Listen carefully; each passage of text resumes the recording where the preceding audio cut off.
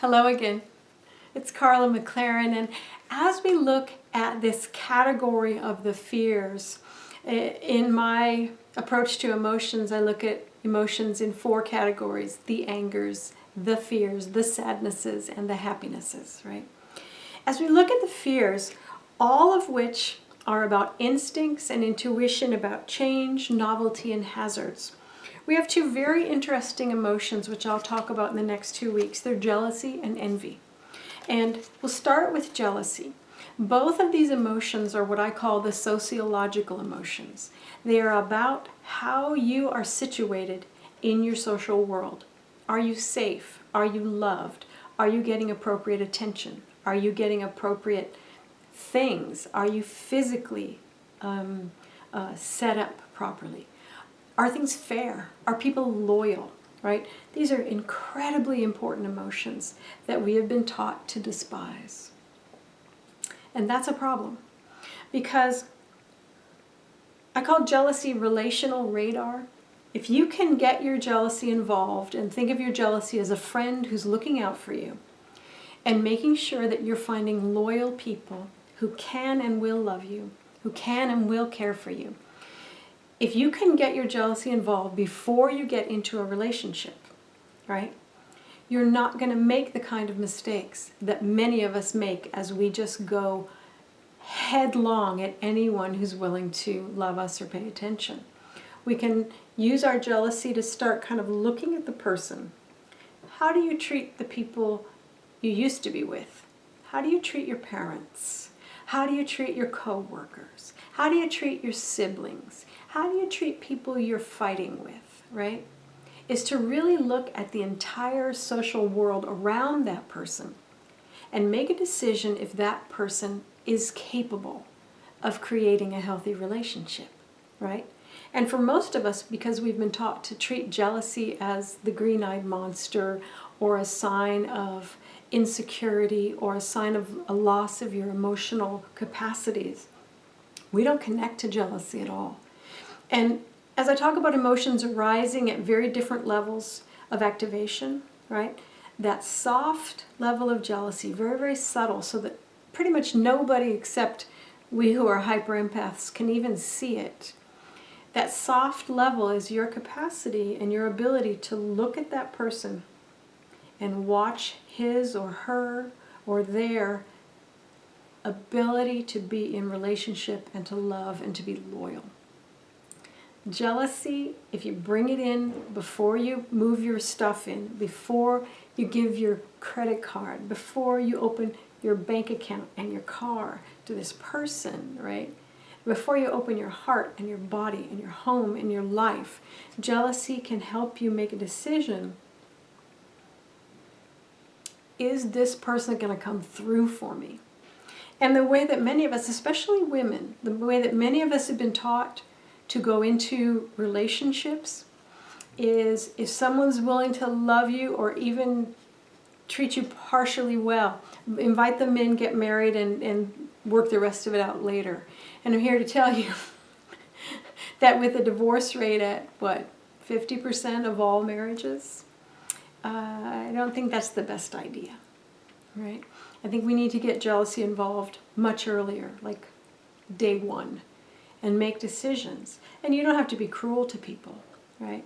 But you can say, what I'm looking for is someone who can completely be with me. And what I'm seeing is that when you leave relationships, you are done with that person and you never talk to them again.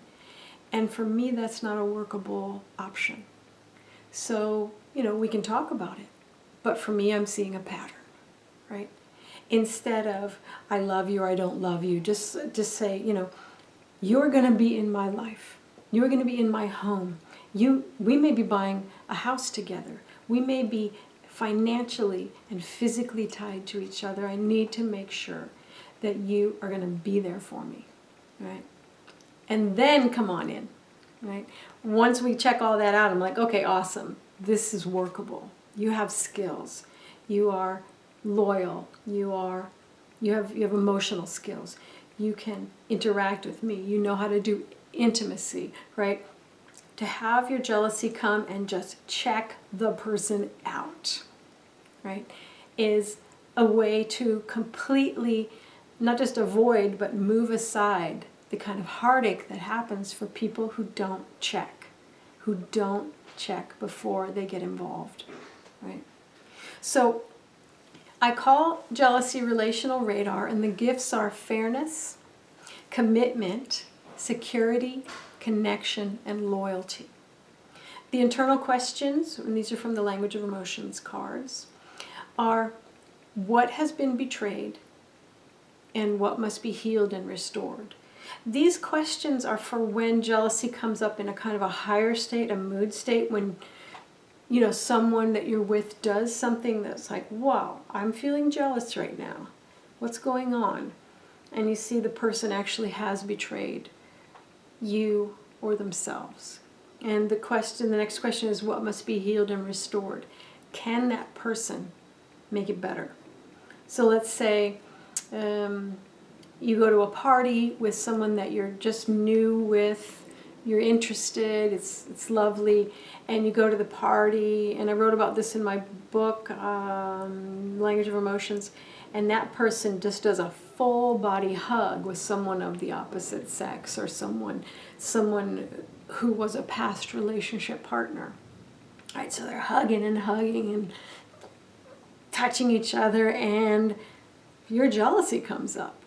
Now, if you hate jealousy, you would slap that emotion down and you would not listen to its intelligence, right? Be like, oh, I'm thinking too much. But if you do listen to that jealousy and you say, what has been betrayed?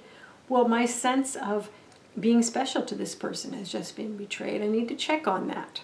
And you don't have to go over and say, so this is who you are. But just to say to the person, and part of jealousy is, can the person hear what you're about to say? To say, that was a big hug. Are you guys done? Are you available for a relationship with me that is monogamous, if that's one of your values? Are you available for me? And see what the person does. If they say, oh, I'm sorry, or you're overreacting. If people tell you you're overreacting, ding, ding, ding, ding, ding, ding, ding, your jealousy should say, okay, doesn't respect my emotions, doesn't respect my sensitivities, doesn't respect the way that I see things. This is not a good sign, right? So working with your jealousy in that way, not slapping it down, not calling it a monster, not pretending that you are not betrayed when you feel betrayed, not pretending that loyalty doesn't matter to you. Working with jealousy can help you create relationships and choose relationships that are going to support you.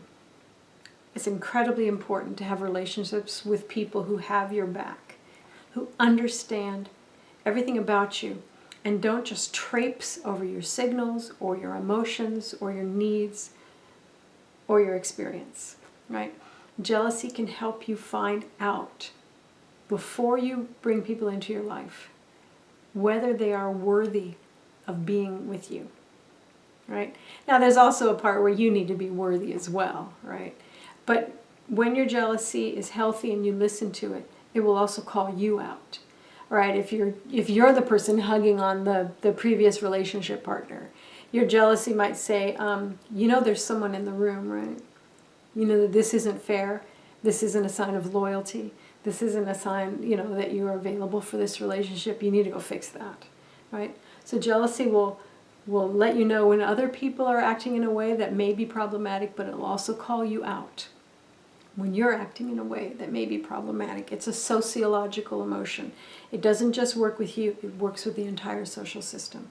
Listen to your jealousy and your envy, which we'll talk about next week. Listen to your jealousy, and it will help you develop relationships that give you the love and the loyalty and the security and the commitment that you need to move ahead in your life with support. Jealousy is awesome. Welcome it, and the love that it will help you develop, the love that's important for you to have. Welcome your jealousy. See you soon.